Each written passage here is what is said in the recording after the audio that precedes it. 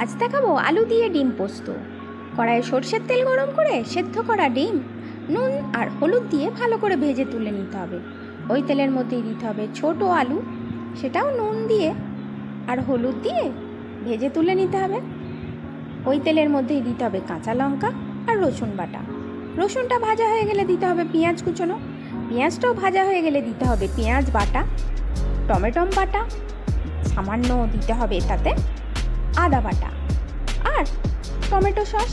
দিতে হবে জিরে গুঁড়ো, ধনে গুঁড়ো, হলুদ গুঁড়ো, লঙ্কা গুঁড়ো আর কাশ্মীরি লঙ্কার গুঁড়ো। দেওয়ার পর ভালো করে নাড়াচাড়া করতে হবে। ভেজে রাখা আলু আর ডিমটা দিয়ে দিতে হবে। সামান্য নাড়াচাড়া করে পোস্ত বাটাটা দিতে হবে, দিয়ে সেদ্ধ হওয়ার জন্য জল দিয়ে ঢাকনা দিয়ে দিতে হবে। সেদ্ধ হয়ে গেলে ওপর থেকে গরম মশলা ছড়িয়ে গরম গরম ভাতের সাথে খেয়ে দেখুন।